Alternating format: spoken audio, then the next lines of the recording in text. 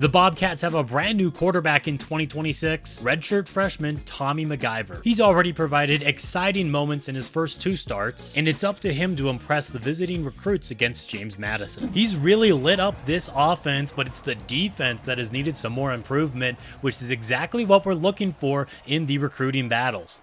He's going to have the football first on offense, roll out to his right, and he connects with Lanyata Alexander Jr., the wide receiver who was just highlighted. He is technically at the top of the wide receiver depth charts, but he has not been putting up the best numbers. Deron Diggs, he is now listed as a fullback, but he breaks off a big run right there. He's also our power back and gets us into James Madison territory. Now we've got our other running back, Jonzel Smith II, picking up 6 yards right there. Mciver's going to pitch this one out to Smith again, tries to make a move on the inside, and that's a good run, 14 yards on his first 2 touches of the ball game. Second down and 20 after a penalty, but that's going to be caught by Javonte King, making this third down a lot more manageable. Mciver's going to take off and run, and his scrambling abilities have been a big part of what has electrified this Bobcat offense, similar to another quarterback who was named Tommy for Montana State, and now Mciver fires a strike in there to King as the Bobcats are going to take an early lead.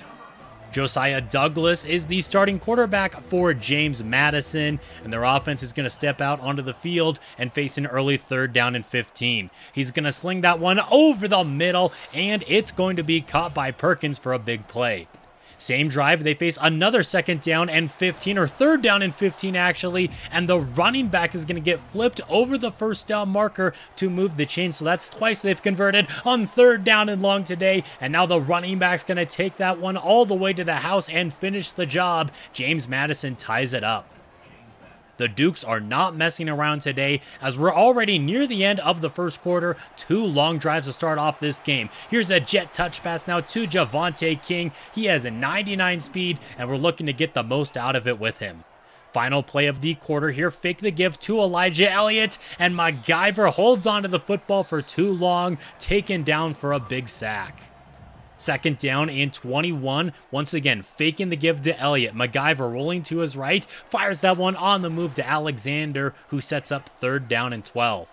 Mciver's going to step up into the pocket now, looking to do it himself, but he's not going to get there. Faced with a 4th down and 3, and Coach Denarius McGee decides to send out the field goal unit to extend our lead out to 3. 3rd down and 3 now for the Dukes, and down goes Douglas. The quarterback tried to fake the give, but Jake Vegan did not fall for it. So after a James Madison 3 and out, Montana State has the football again, and here goes the star running back, Elijah Elliott, who was in the Heisman race earlier in the season, and he's trying to get back in it. He has the carry now to the right side of the field, pulls out the spin move all the way down to the 28-yard line. Mciver looking to throw now, flush to his left. Doesn't see anything that he likes too much downfield until he tries to force it to his tight end, the transfer out of Penn State, Ethan Lindley, but the throw is going to be picked off there, and James Madison has the football going back their way, and that looks like it should have been an interception for Montana State, but instead the tight end Josh Pfizer comes away with it. On 3rd down and 7, a strike over the middle is going to be caught by Maxwell Moss to move the chains and get them out to midfield. That pass is going to be thrown on the move. Incomplete pass, should have been intercepted, but we'll take the punt anyway. 2nd down for Montana State on the ensuing drive, and Mciver goes down. He may be fast, but I don't think he has the best acceleration because they caught him there. Now on 3rd down and 16, he's going to step up into another sack as this James Madison defense has been shutting him down. Good field positioning on the next drive for them, but Douglas is going to be taken down, and that sack might just get them out of field goal range as Des McHenry Jr. came up with the big play. On a 3rd down of our own, we're setting up a screen for Elijah Elliott, and he picks up just enough to move the change there as we're looking to put together a 2-minute drill. Mciver flushed to his left, but instead of forcing a throw this time, he's going to use his legs and step out of bounds after moving the sticks. Mciver dropping back to throw again, connects with Elijah Elliott, who gets pushed forward for a pickup of 9 yards. Mciver's going to pitch this one out to Smith now, going to the right side of the field, angling for out of bounds, which he does to stop the clock with just under a minute left to play.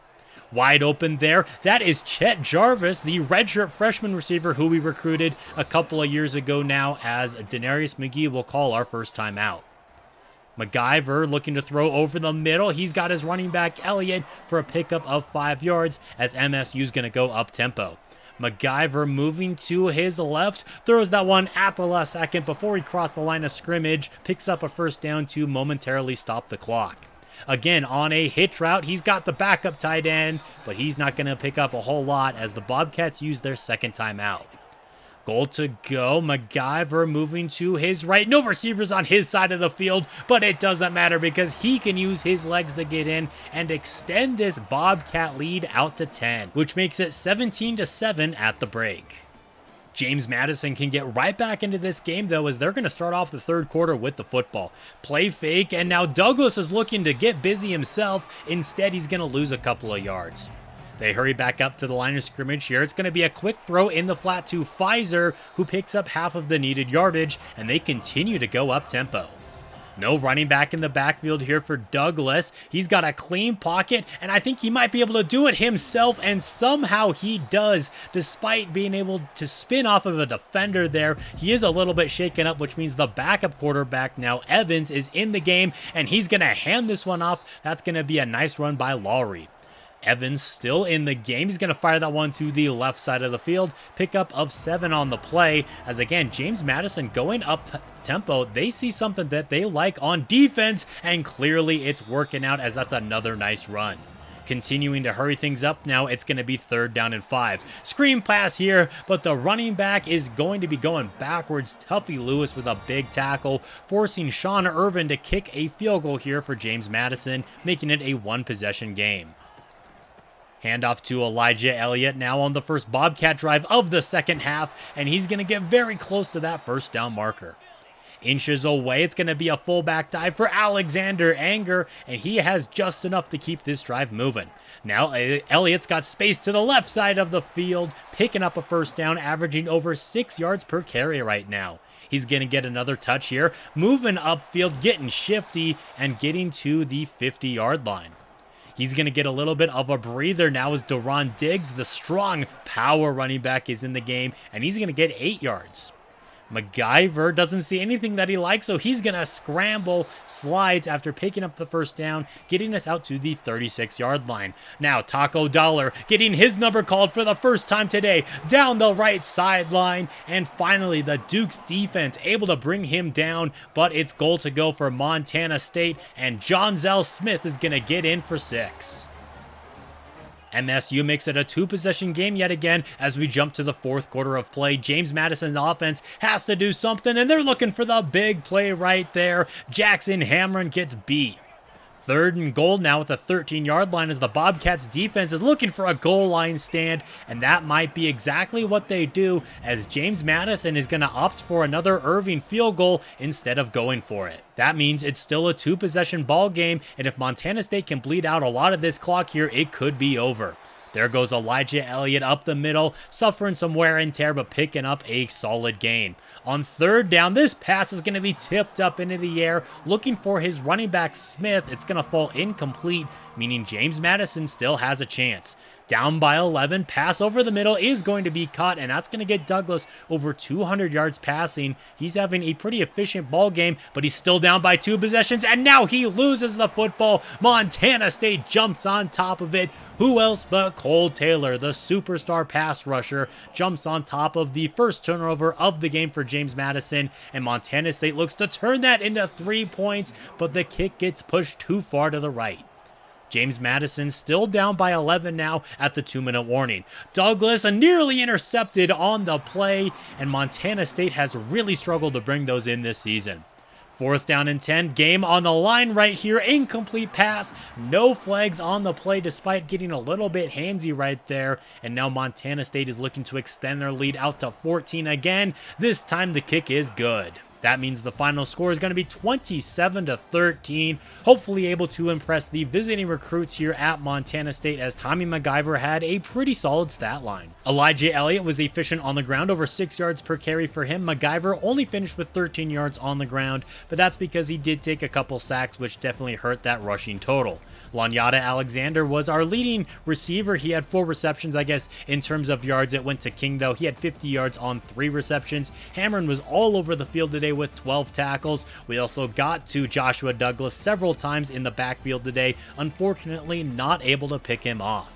Of course, we had a Mountain West Player of the Week here. Defensively, Cole Taylor came away with 2 TFLs and a sack. Pretty much every week, we have at least one Player of the Week, and that did impress one of the visiting defensive tackles and this cornerback as well. We had a bye the next week, so we advanced, and the other defensive tackle, Wiggins, is also committed. We've got some more recruits who are ready to visit. We're going to have 5-star quarterback here, Kevin Hyde, visit us against the Air Force, which will be the final game in today's episode, along with the 5-star running back Douglas.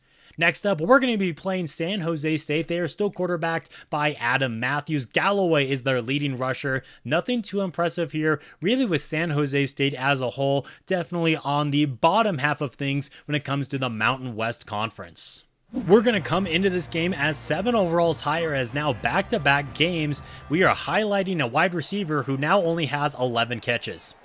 Once again, back in Bobcat Stadium, as the rain is pouring down throughout 2 full seasons now. Yet to get a snow game here in Bozeman, which is very surprising. Maybe we'll get one towards the end of the 2026 season.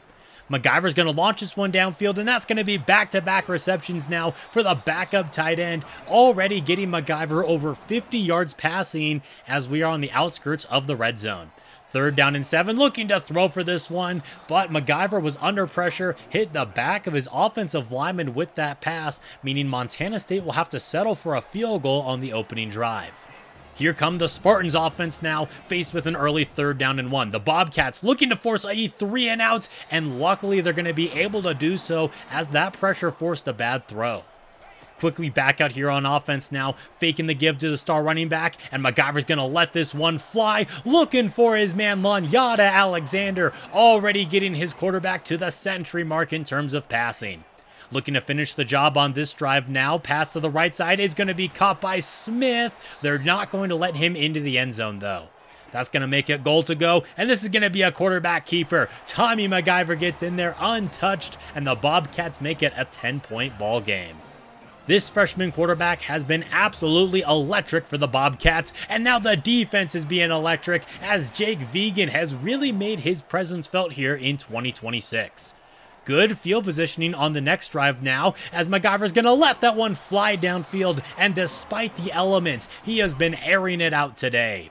Looking to punch us into the end zone again. Mciver's going to go to the right side, and he's going to be intercepted on the play. Looking for the big return now. Hunter Noel looking for the pick 6. Can the quarterback catch him? Yes, he does. Does not allow them to get the defensive touchdown, but that's going to give them some phenomenal field positioning now. What could have been us going up 13-0 could turn into a Spartans touchdown, and that's exactly what's going to happen here. A brutal mistake swings the momentum in favor of the Spartans. Can their defense force a 3-and-out? Luckily, no. Javonte King on the delay route, able to pick up that 1st down. Here goes Deron Diggs, following some good blocking right there, and he's got plenty of space on the left side of the field, getting Montana State out to the 50. Elijah Elliott's going to take us to the opposite side of the field. Great block there by Javonte King. Elliott down the right sideline, can't quite finish the job as the Spartans defense takes him down at the 5. Push back to the 9 for 3rd down and goal, and Mciver's not going anywhere, taken down. Doesn't want to force another bad pass into an interception, so we're just going to take our 3 points. 6-point game now, and the Bobcat defense has a chance to get a stop on 3rd down and 4. Matthews has a man wide open downfield. That's too easy. Again, we have an opportunity to get a stop on 3rd down. The pass is going to be caught, but luckily tackled shy of that 1st down marker, forcing another San Jose State punt.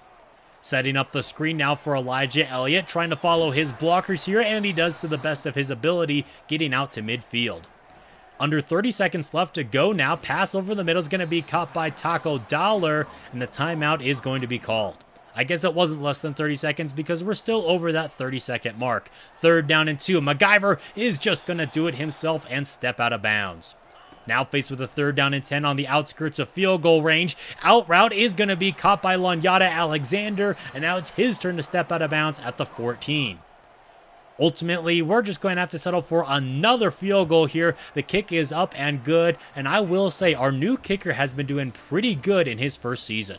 16-7 is the score to open up the 3rd quarter of play now. San Jose State has the football and a wide open receiver downfield right there, and that's just too easy for him. 3rd down, they're going to set up a screen here for the running back. Galloway gets past the initial line of defense, pushed out of bounds 3 yards shy, and that's going to force them to punt on their opening drive of the 3rd quarter. Here goes Elijah Elliott making the first man miss and out to midfield.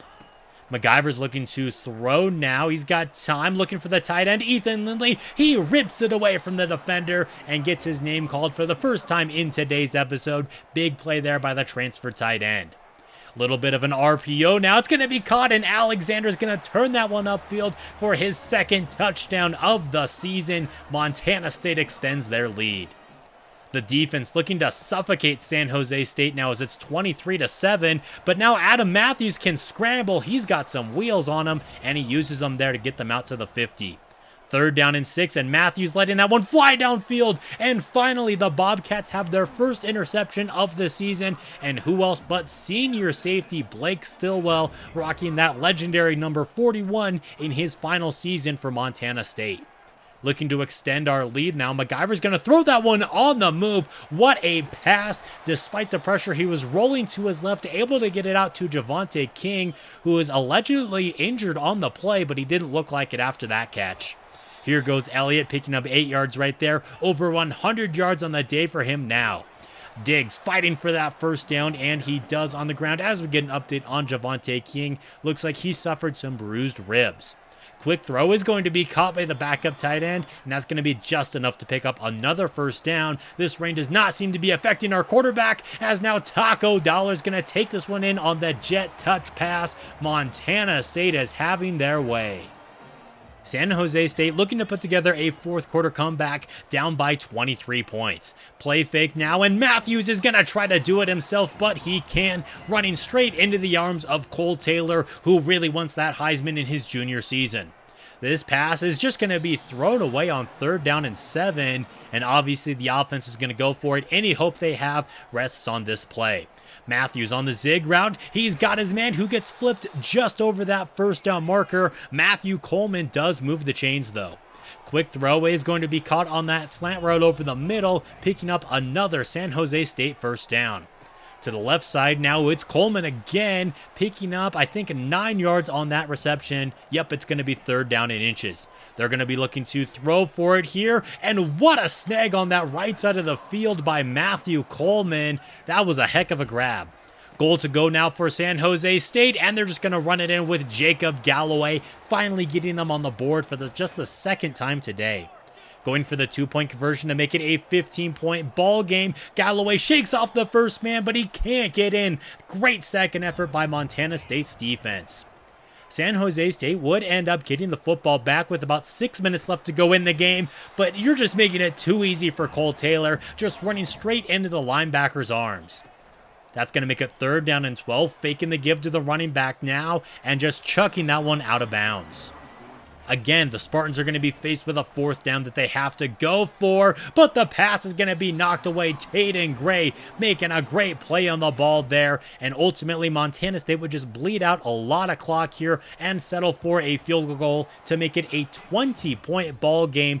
33-13 is the final score. Your player of the game is once again going to be Tommy Mciver, over 300 yards and 3 touchdowns. Granted, he did have that 1 interception in the rain. Besides that, a phenomenal ball game from him. Elijah Elliott, over 100 yards on the ground, and again, over 6 yards per carry. King and Alexander both had over 90 yards receiving, and Taco Dollar came away with a receiving touchdown on the jet touch pass. Defensively, we continually got into the backfield and brought down the quarterback 3 times, picked him off once for our first interception of the season. That's going to give Cole Taylor back-to-back Mountain West Defensive Player of the Week awards now with those 3 TFLs and 2 sacks. That's going to get Jabari Hardman, a 3-star wide receiver, to commit to the team. Our third opponent of the video is the UNLV Rebels. Tyler Fernandez is still their quarterback. He has 14 touchdowns to 2 picks, and Thomas leads the nation in rushing yardage. Bolden is their top receiver with over 400 yards, but only a single touchdown so far. Hopefully we don't give up another one to him. Defensively, Lassiter is their leading tackler. They are leading sacker as 5.5, and Odom has multiple interceptions. Our team rating is 8 overalls higher than the Rebels, but as we've seen throughout this series, overall doesn't always seem to matter. We have lost to teams with a much worse overall and beat teams with a higher overall. Elijah Elliott, he's over 500 yards now with 5 touchdowns through the first 6 games of the season. He's going to break this one to the left side of the field on the opening play of the game, 14 yards right there. Now McIver's looking to throw, flushed out to his right, throws that one on the move to Elliott. Big play for MSU's going to get them down to the 30-yard line already, as Elliott has 2 touches on just the first drive now. Here goes Jonzel Smith, cutting this one to the right side of the field, breaking a tackle, and he has 14 yards on his first carry of the game as well. Faced with a 3rd down and 4, McIver looking to cook here. He's got an angle and a first down. That sets up goal to go now for Montana State, down at the 1-yard line. This is going to be a toss play for Elliott, and he puts the Bobcats on the board first. This UNLV team went to the conference championship last year only to get thumped by the Montana Grizzlies. Despite their success in 2025, we still beat down on them when they came to Bozeman last year.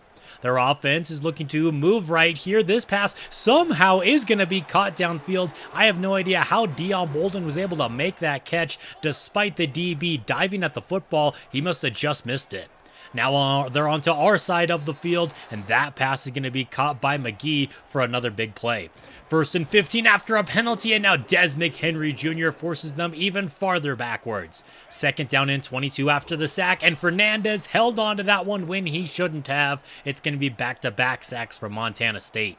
3rd down and 27. There's no way the Bobcats then can give this up, right? Especially if they're going to be throwing that into the flat. 4th down and 24. That's going to force them to kick this field goal, which is perfect. Both teams score on their opening drives, and we're already into the 2nd quarter of play. This drive is going to start off very similar to the last one for Montana State. A big run from Elijah Elliott to the left side of the field. Now setting up a screen for the star running back. He's going to take it to the opposite side of the field here. Makes a nice move to get out of bounds. Already up to 57 receiving yards on 3 catches. 3rd down and 7. Montana State wants the conversion, and they've got it. It's Taco Dollar, the slot receiver, setting us up inside of the red zone, which they very quickly leave after a penalty, but it's not going to matter. Elliott has a nose for the end zone, but he's going to be stopped a couple yards short. Goal to go, looking to punch this one in now with Deron Diggs, and he's going to power his way into the end zone, extending this Bobcat lead. UNLV scored on their first drive, and they're only on their 2nd drive of the game now, and it's nearly the 2-minute warning. They are going to convert on 3rd down and 11, though, and this is going to be the final play now before the 2-minute break. Pass over the middle is going to be caught. Dion Bolden with another nice reception. MSU had an injury timeout right there as we hit the 2-minute warning. The clock obviously is going to stop for that warning. And what a catch there by Corey Thompson, getting them just shy of that 1st down marker. 2nd down and 1 now. Fernandez has time in the pocket before he gets caught from behind by the cornerback Jackson Harmon. 3rd down and 13 now. Fernandez looking to convert, and he does. Wide open downfield. Thompson with another big play for UNLV. Rebels inside of the red zone at the 16-yard line. They still have all their timeouts. Flag down on the play, and I think that's going to be holding. Indeed it was, making it 1st down and 20 from the 26-yard line, and they're looking to set up a screen for Thomas. He already leads the league in rushing, and that catch is going to get him a 1st down. Goal to go from the 5, and wide open in the end zone. It's Corey Thompson to make it a 1-possession game yet again at halftime. The Rebels get the football to open up the second half of play now, meaning they can take the lead on this drive. There is Bolden breaking a tackle down the right sideline, gets out to the 38-yard line. It's going to be a handoff. No, a little bit of trickery. They wanted the wide receiver to throw it, but instead, Hamron was there on the tackle. That's going to make it third down and very long for Hernandez, who's just going to hurl this one out of bounds. That's going to be the first drive of the day that does not end in points. Here goes Elliott on the run to the left side, breaking out of a tackle, gets sumo wrestled down, but not until he picks up that first down. Here goes Jonzel Smith taking that one to the right side of the field. He's going to pick up 7 yards on the ground. Mciver doesn't see anything that he likes downfield. He's going to take it himself and wisely slide at the 25. Third down and 9 now for Montana State, and Mciver's going to once again scramble with his legs and pick it up. Some big runs from the freshman quarterback on this drive. He's going to keep this one himself, trying to follow those blockers, only picks up a couple yards, and there was holding on the play. That's going to push second and goal back to the 17-yard line now. Mciver's going to throw that one on the move just to be intercepted on the play by Laster. And if he didn't pick it off, there was another DB back there before the receiver could have even gotten to it. Definitely not his best moment, suffering a little bit from freshman mistakes, but the Bobcat defense gets us the football right back. Jackson Hamron, he has been all over this game, and that fumble is going to result in 3 points for the Bobcats. That's going to make it a 7-point game now as we enter the fourth quarter of play, and down goes Fernandez as he gets sandwiched. That's going to make third down a lot longer now for the Rebels. Fernandez on the slant route is just out of reach there for Bolden, and that means the Rebels have to punt this one away. King on the punt return is going to take this one to the opposite side of the field now, already inside of field goal range, brought down at the 29-yard line. Some good field positioning now on this drive. Mciver rolling to his right, throws the one back across his body to his running back. Elijah Elliott cuts that one upfield inside of the red zone down at the 12. Now faced with a third down, looking to go to the end zone. And if there was a little bit more touch on that pass, Lanyata Alexander might have had 6, but this field goal will still make it a 2-possession lead, except it's pushed to the left and no good. That means UNLV is still very much in this game, faced with a third down and 2. They're going to give it to the running back, but he was too slow, no gain on the play, and the Rebels go 3 and out. Again, Montana State has some good field positioning on the ensuing drive, and Taco Dollar has a third down conversion as we are once again in field goal range. And as long as we don't push it on this drive, we should go up by 2 possessions, but ideally we get into the end zone. Elijah Elliott once again over 100 yards rushing. Third down and 3, he's going to get the carry, cuts it to the inside, and they are going to give him that first down. Sets up goal to go now for Montana State, and Deron Diggs is going to finish the job. Montana State has a 14-point lead. Fourth down and 9 now, just under 2 minutes left to play, and they're going to be going for it. Wide open over the middle. Caden McGee with a big catch and run to get them across midfield, as now Fernandez has over 200 yards passing. He's dropping back to throw again, goes over the middle, back to McGee, and he has another pickup of over 15 yards. Fernandez has a clean pocket here, slings that one to Thompson, who gets wrestled down after picking up another first down.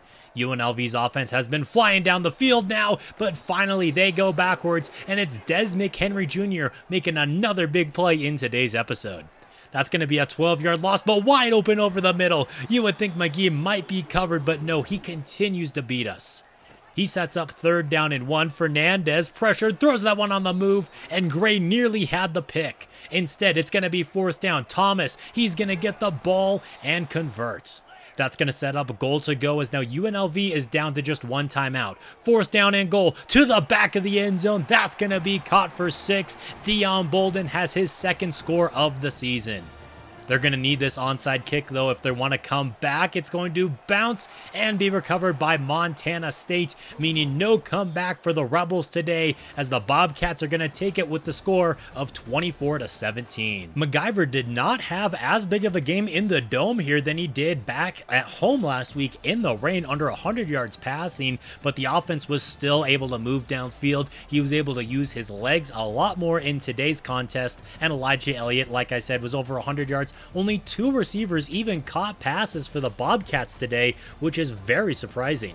Defensively, they played great. That touchdown did make it a 1-possession game at the end, but for the most part, it really did feel like the Bobcats had control. No conference players of the week, but we do have some big visits with a couple of 5-stars coming in. Kevin Hyde, the quarterback, and then Rashad Duggan, the running back. This is the first time that these teams have squared off. Of course, Air Force being a military academy means they run a lot, especially out of the wishbone. They got a mobile quarterback. They are not known for throwing the ball around the field, so their receivers are not going to have big numbers. Their defense looks like they've been all right so far this season, but of course they have some limitations being a military academy. They are going to be getting the football first as we are back here in Bozeman. This is going to be a handoff to the fullback here, Terrence Gist, and he gashes our defense right up the gut, and now the quarterback is breaking loose. Here goes Hayes into open space. Stillwell can't bring him down. Finally, Cole Taylor catches him from behind. The quarterback already over 50 yards rushing, and this third down run is going to be 1 yard shy of the sticks. Offense stays on the field for 4th down. It could go to anyone. It goes to the fullback, but Vegan does not give it up. Jake Vegan with a big stop, and here comes the Bobcat offense. Continuing his freshman campaign, now it's going to be a handoff to Elijah Elliott on 3rd down and 3, and the Air Force defense is going to stand strong. That's going to give them some good field positioning on the following drive. And on 3rd down and 5, the ball pops out, and Cole Taylor jumps on top of it for Montana State. This time, looking to have a more successful drive. Back to the ground game we go with Elijah Elliott. He cuts it up the gut and goes down at the 50. Out in the I formation, it's going to be a toss play here for Elliott. He's got some good blockers, but of course there's a flag down on the play. He's not going to be taking any hits because he knows it's holding. That's going to turn this into 1st down and 20 now, and Mciver's going to be flushed to his left and ultimately caught from behind, sacked for a loss of 6. That's going to make this 2nd down even longer. Pitching this one out to Elijah Elliott, and there's nothing but green grass in front of him. One defender trying to make a tackle there, but a fantastic swerve by the star running back means he is all the way to the end zone untouched for one of the biggest plays of the 2026 season.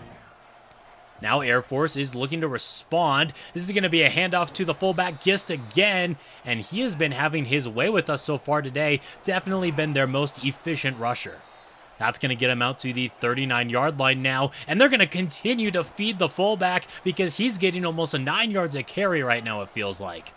Now it's going to be 3rd down and short, and it's going to be a handoff to the running back now. Hester gets into open space out across the 40. Now Hayes is going to dump this one off into the flat. They go to the air here, surprising everyone, and Dumars picks up the 1st down. Now this is going to be a toss play to left for Barnes. Barnes has an angle. Bad angle taken by the Bobcat linebacker. Stillwell can't make the play, and Air Force is in the end zone. They're going to knot this game up at 7 apiece, but we're still in the first half of play. And here's some great blocks for Elijah Elliott. Tries to make a move. It doesn't work, but he's already nearing the century mark. 3rd down and 3 around midfield, and Mciver's going deep and overthrows Javonte King. That should have been 6. Offense stays on the field now. Mciver's going to pitch this one out to Elliott, who picks up enough for the 1st down, but there's a flag on the play, holding again against Montana State.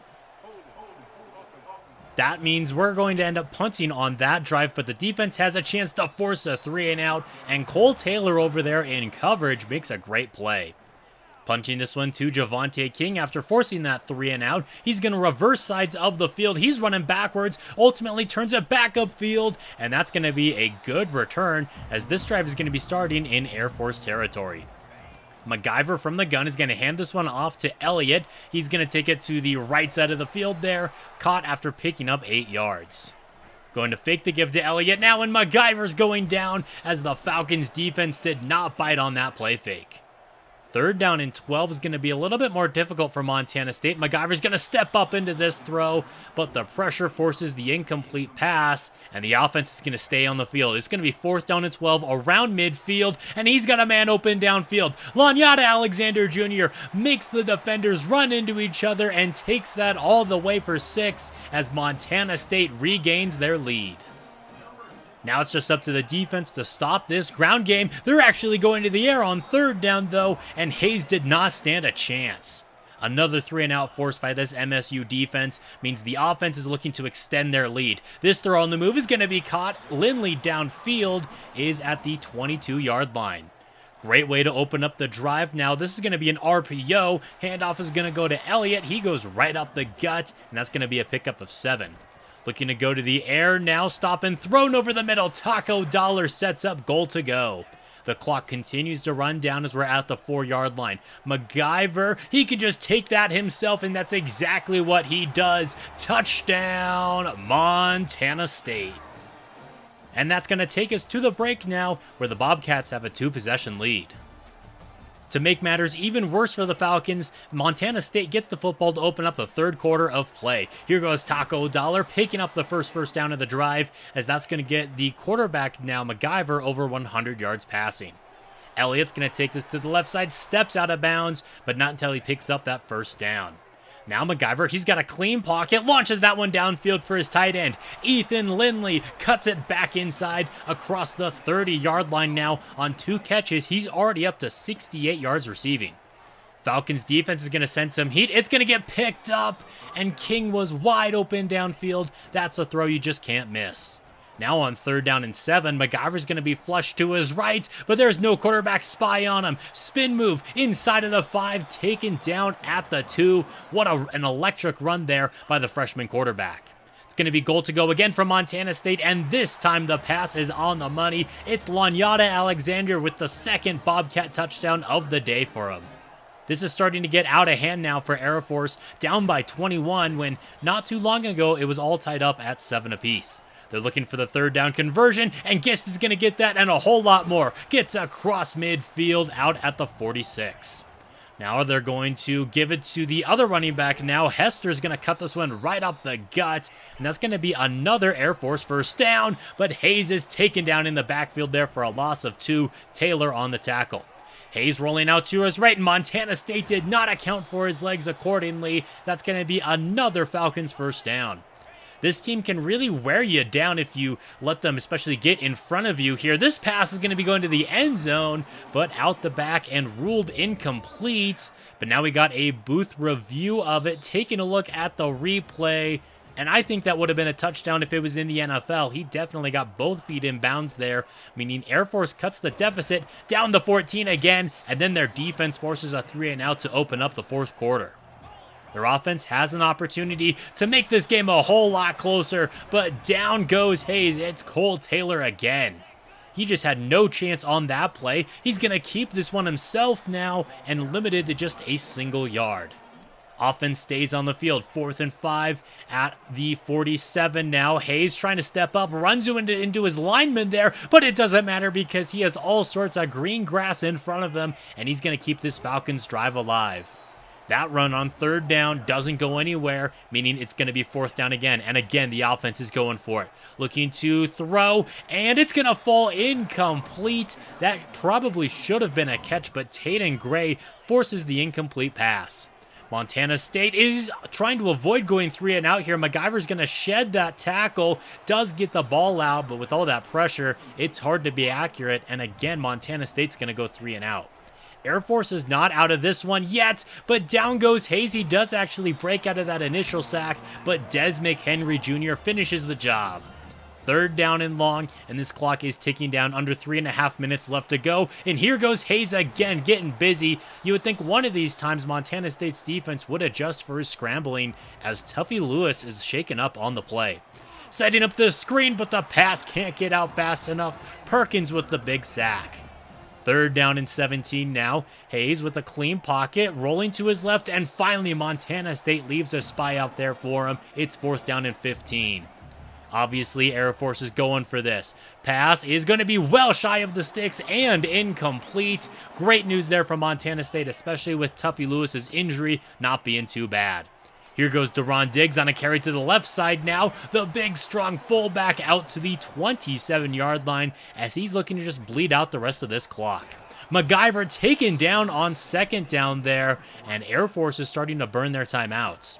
3rd down and long and wide open downfield. It's the tight end Smith for the easiest touchdown of his career. The nail in the coffin for Air Force. Just a minute and a half left to go now, and they're down by 21 points and going backwards. Sacked for the 5th time today. It's not the first time they faced a 3rd down and 17. Hayes with a clean pocket again. Just gets this one out to the right side. Great catch and a great tackle made on the play. It's 4th down and 8. Just playing for some pride now. Going downfield, should have been intercepted. Montana State still has only the one Blake Stillwell interception this season. But hey, I'll take the bat down on 4th down. That's going to lead to the final score being 35-14 as Montana State continues to win. Tommy Mciver with 4 total touchdowns today. He wasn't great when it came to completion percentage and well under 200 yards passing, but we really just ran the ball down their throat. Elijah Elliott, a $126 for him and a touchdown. Of course, Mciver had the rushing touchdown as well. Lanyata Alexander only had 2 catches today, but they both went for touchdowns. Defensively, we played pretty good, only giving up 2 touchdowns there, continuing to get into the backfield and to get to the quarterback. Another week, another award for Cole Taylor. He came out of that game with 3 TFLs and a sack. Unfortunately, we didn't do enough to impress Kevin Hyde, but there was never really a good shot that we were going to land the 5-star quarterback, although we are still number 1 on the 5-star running backs list. I thought he was going to go to Clemson, but right now he is leaning towards the Bobcats. We also got an instant commit in that outside linebacker. Tommy Mciver so far with 8 games under his belt now has 1,800 yards passing, 12 touchdowns to 8 interceptions, but I'm very impressed with his 65% completion percentage. Elijah Elliott trying to hit that 1,000-yard mark. He's also gotten into the end zone 7 times, averaging over 6 yards per carry. Tommy Mciver with 4 rushing touchdowns as well. And Elijah Elliott is our leading receiver with over 400 yards on 38 receptions and a touchdown. But he is listed as a receiving back, and Montana State has finally decided to use him accordingly. Defensively, Tuffy Lewis has 57 tackles. Cole Taylor with 18 tackles for loss. Not as big of a season as he had a year ago, but still 9 sacks through 8 games is pretty darn good. Looking at the interceptions as well, we still only have the 1 from Blake Stillwell, which is kind of crazy that we only have 1 so far this year, although we have been recovering some fumbles as well to make up for the lack of interceptions, and also the sophomore kicker Daniel Rutland hasn't been bad. Looking at the stats across the nation, Jake Strong out of Texas Tech has the most passing yards and passing touchdowns with 30 to only 8 interceptions. And when it comes to the most picks throughout the year, it is so refreshing to not see any Bobcats up here. KD Daniels out of Florida has the most receiving yards, 777 for him, while Texas A&M's wide receiver has 11 touchdowns, the first to reach double digits. When it comes to the receiving numbers, those were the running backs we just looked at. I might have said those were receivers, but we got one receiver who plays for Toledo who's already over the 1,000-yard mark. There's also a Grizzlies receiver who's up there when it comes to receiving yards. Looking at the defense, Washington out of Jacksonville State has 12.5 sacks, and then Rutgers White Jr. has 5 picks. Looking at the current Heisman Trophy race, it is the quarterback out of Georgia. Then you got Nico, Shepard, Hawley, who we saw the great receiver there out of Toledo, and then Williams out of Tulsa, just a 78 overall, but he must be having a heck of a season. Montana State is the only undefeated team now in the Mountain West. The Grizzlies are 7-2, 4-2 inside of conference play. Then you got teams like UNLV, Wyoming, Nevada. Remember, this is the new Mountain West now. Boise State is over in the Pac-12. We'll take a look at them in a second. SDSU is up to number 7 in the nation now, and NDSU ranked number 15. The new Pac-12 has Washington State on top, followed by Oregon State. Then you got Boise State down there at number 4, and the bottom dwellers here currently are San Diego State, despite being 6-2, but they've only played 1 game inside of their conference. Tennessee is currently ranked number 1. In fact, the top 3 schools in the nation right now are all from the SEC. Of course, you got South Dakota State there at number 7. The Grizzlies were in the top 25 once upon a time, but they've lost a couple games since then, so they have fallen out. North Dakota State, only 1 loss on the season for them so far, so they are currently ranked at number 15. If the college football playoffs started right now, this would probably be how it would end up playing out. South Dakota State as the 4th 4 seed would be crazy, more than likely hosting Tennessee because they are currently slated to play against Charlotte. That's it for this episode. Thank you guys so much for watching. If you made it this far, go ahead and leave a like if you enjoyed it down below. And until next time, this has been Jeffrey.